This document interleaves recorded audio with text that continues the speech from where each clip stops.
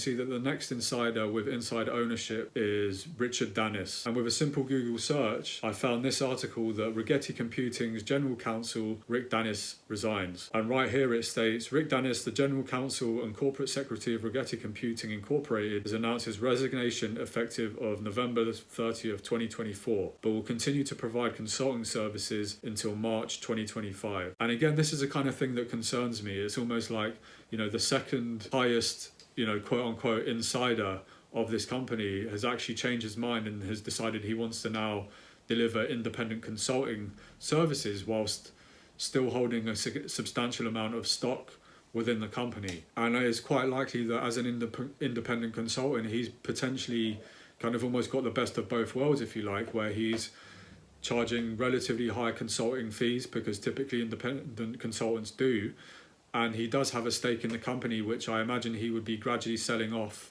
to make money as well. And you can see this from this December 2024 article where former General Attorney and Corporate Secretary Rick Dennis of Rigetti lately profited from the stock's rise. Based on the closing price of $11.35 on the previous day, he sold 250,000 shares on December 26th for 3.7 million, almost 30% more than his projected 2.8 million. And so again, this kind of behavior to me, it kind of just shows you exactly what the motivations are for Rick Dennis. And I'm not necessarily saying that this is a bad thing. It's just from my perspective as someone who's looking to invest, I want to invest with someone who holds on to company stock, as Huang has done, despite the fact that qubt, Quantum Computing Incorporated, did go up to $25. He didn't sell any of his stock, and that's because of his motivation. His motivation is to advance and be a pioneer within this industry.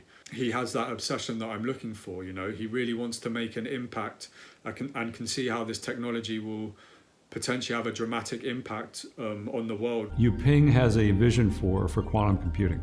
He wants to bring quantum computing to the world because he wants to have a big impact on the social benefit of this world, and he knows that quantum computing can do that. Dr. Yuping Huang is a special individual.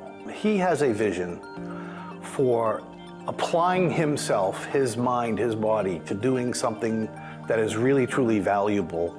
He is so passionate and committed about the science that he has such a strong vision of what this core technology can do. We know that we are onto something, right? We know that there are some near-term problems that we can help with, but we also know that there are much, much bigger problems we can make significant contributions to. This is the most exciting part. I'm very optimistic about the quantum future. And so Michael Clifton and Ray Johnson, these two guys who you can see here, both of them sit on the board of directors for Rigetti Computing. And again, it's the same kind of thing. They don't have any kind of that pioneering obsession. They don't strike me as those kind of individuals who are kind of like the workaholic types who are really motivated by changing the world in the mold of someone like Yuping Huang. Rather, they're sitting in the bold, they're very experienced directors, if you like. Beyond that, there's nothing there that really kind of gravitates me to them. The other person I looked at was the CEO called Dr. Subodh Kulkarni. And again, he holds stock, but again, not a significant amount of stock. Yes, he's a seasoned public CEO with 30 plus experience in the semiconductor industry. And again, it says here that he has a track record of success in scaling and commercializing cutting edge technologies. But again, there's no evidence of him being a thought leader in the field.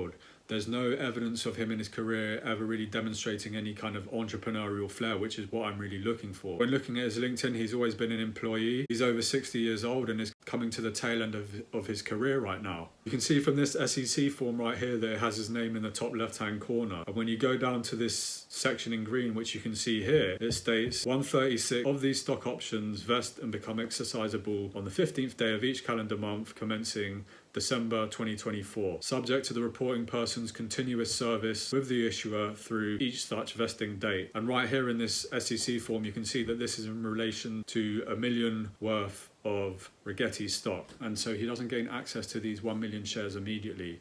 And actually he has to stay at Rigetti Computing for this period of 3 years in order to gain full access or have access to all of these million stocks in total. Effectively, he will be getting in and around 28,000 stocks every month over this 3-year period. Another thing to note about Rigetti Computing is that the initial founder, Chad Rigetti, has resigned from the company in 2022. You can see right here it states Dr. Chad Rigetti has provided to the company his intention to tender resignation from his positions as the company's president, chief executive officer and director on the company's board of directors with an anticipated effective date of December the 15th, 2022. And as of now, he has no formal or ongoing relationship with Rigetti Computing at all. There are too many red flags for Rigetti Computing to me. There doesn't seem to be a clear entrepreneurial leader with significant inside ownership of the stock. Quantum Computing, on the other hand, have Huang, who has a substantial stake in the company. He's undertaken pioneering research throughout his whole career and has shown that he's truly dedicated to his field with publications. And with all of this in mind, it's clear that he's motivated by more than just money.